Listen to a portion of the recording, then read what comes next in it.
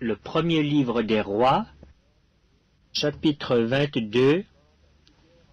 On resta 3 ans sans qu'il y eût guerre entre la Syrie et Israël.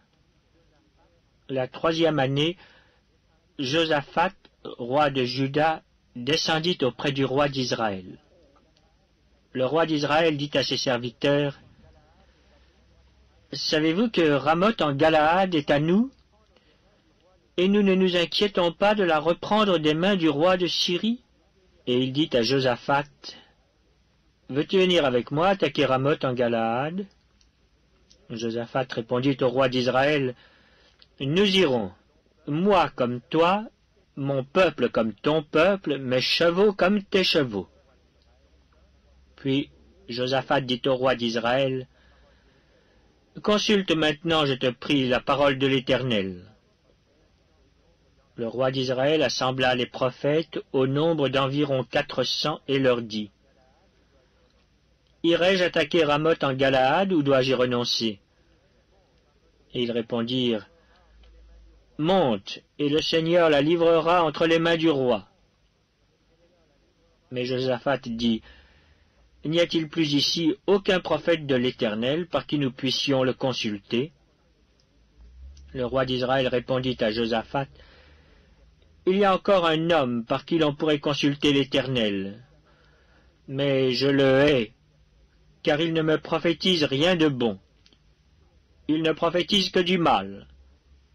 C'est Michée, fils de Jimla. » Et Josaphat dit, « Que le roi ne parle pas ainsi. » Alors le roi d'Israël appela un eunuque et dit, « Fais venir de suite Michée, fils de Jimla. » Le roi d'Israël et Josaphat, roi de Juda, étaient assis chacun sur son trône, revêtus de leurs habits royaux, dans la place à l'entrée de la porte de Samarie. Et tous les prophètes prophétisaient devant eux. Sédécias, fils de Kenaana, s'était fait des cornes de fer, et il dit, « Ainsi parle l'Éternel. Avec ces cornes tu frapperas les Syriens jusqu'à les détruire. » Et tous les prophètes prophétisaient de même en disant, « Monte à Ramoth en Galaad, tu auras du succès, et l'Éternel la livrera entre les mains du roi. » Le messager qui était allé appeler Michée lui parla ainsi. « Voici, les prophètes d'un commun accord prophétisent du bien au roi. Que ta parole soit donc comme la parole de chacun d'eux, annonce du bien. » Michée répondit, « L'Éternel est vivant. J'annoncerai ce que l'Éternel me dira. » Lorsqu'il fut arrivé auprès du roi, le roi lui dit, « Michée, irons-nous attaquer Ramoth en Galaad ou devons-nous y renoncer ?» Il lui répondit, « Monte, tu auras du succès, et l'Éternel la livrera entre les mains du roi. » Et le roi lui dit, « Combien de fois me faudra-t-il te faire jurer de ne me dire que la vérité au nom de l'Éternel ?» Michée répondit, « Je vois tout Israël dispersé sur les montagnes comme des brebis qui n'ont point de berger. Et l'Éternel dit, ces gens n'ont point de maître. Que chacun retourne en paix dans sa maison. » Le roi d'Israël dit à Josaphat, « Ne te l'avais-je pas dit? Il ne prophétise sur moi rien de bon, il ne prophétise que du mal. » Et Michée dit, « Écoute donc la parole de l'Éternel. J'ai vu l'Éternel assis sur son trône, et toute l'armée des cieux se tenant auprès de lui à sa droite et à sa gauche. Et l'Éternel dit, « Qui séduira Akab pour qu'il monte à Ramoth en Galaad et qu'il y périsse ?» Ils répondirent, l'un d'une manière, l'autre d'une autre. Et un esprit vint se présenter devant l'Éternel et dit, « Moi je le séduirai. » L'Éternel lui dit, « Comment ?» « Je sortirai, répondit-il, et je serai un esprit de mensonge dans la bouche de tous ces prophètes. » L'Éternel dit, « Tu le séduiras, et tu en viendras à bout. Sors, et fais ainsi. Et maintenant, voici, l'Éternel a mis un esprit de mensonge dans la bouche de tous tes prophètes qui sont là. et l'Éternel a prononcé du mal contre toi. » Alors Sédécias, fils de Kenaana, s'étant approché, frappa Michée sur la joue et dit, « Par où l'Esprit de l'Éternel est-il sorti de moi pour te parler ?» Michée répondit, « Tu le verras le jour où tu iras de chambre en chambre pour te cacher. » Le roi d'Israël dit, « Prends Michée et emmène-le vers Amon, chef de la ville, et vers Joas, fils du roi. Tu diras, « Ainsi parle le roi.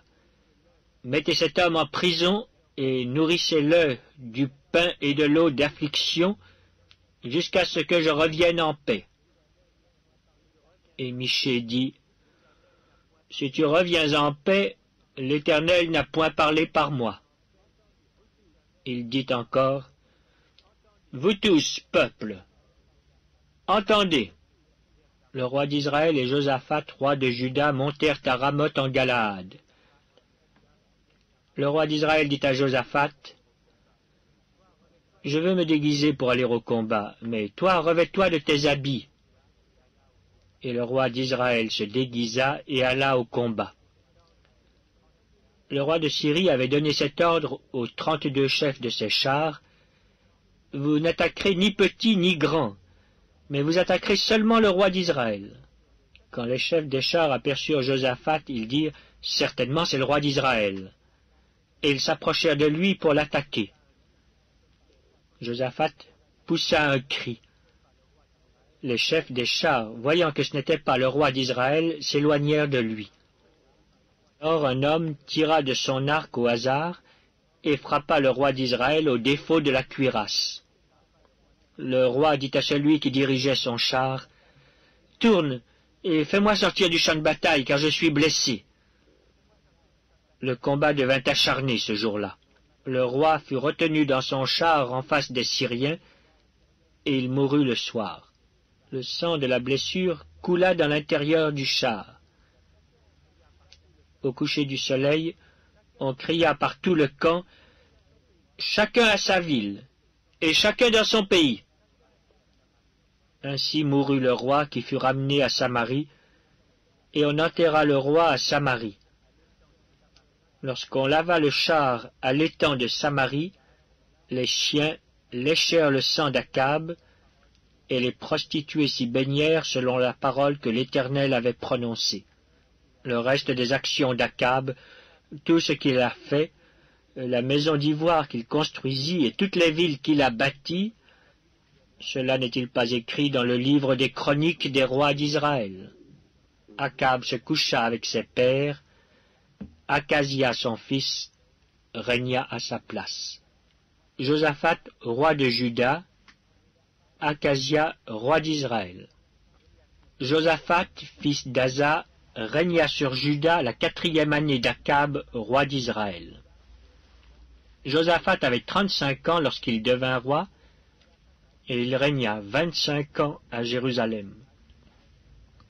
Sa mère s'appelait Azuba, fille de Shilchi. Il marcha dans toute la voie d'Asa son père, et ne s'en détourna point, faisant ce qui est droit aux yeux de l'Éternel. Seulement les hauts lieux ne disparurent point. Le peuple offrait encore des sacrifices et des parfums sur les hauts lieux. Josaphat fut en paix avec le roi d'Israël. Le reste des actions de Josaphat, ses exploits et ses guerres, cela n'est-il pas écrit dans le livre des chroniques des rois de Juda?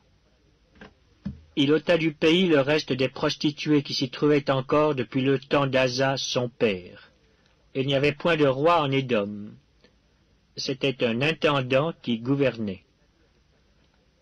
Josaphat construisit des navires de Tarsis pour aller à Ophir chercher de l'or.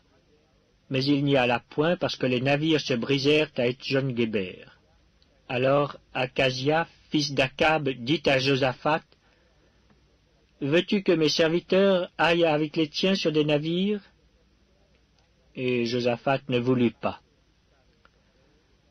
Josaphat se coucha avec ses pères, et il fut enterré avec ses pères dans la ville de David, son père. et Joram son fils régna à sa place. Acasia, fils d'Akab, régna sur Israël à Samarie la 17e année de Josaphat, roi de Juda. Il régna 2 ans sur Israël. Il fit ce qui est mal aux yeux de l'Éternel, et il marcha dans la voie de son père, et dans la voie de sa mère, et dans la voie de Jéroboam, fils de Nébat, qui avait fait pécher Israël. Il servit Baal, et se prosterna devant lui, et il irrita l'Éternel, le Dieu d'Israël, comme avait fait son père.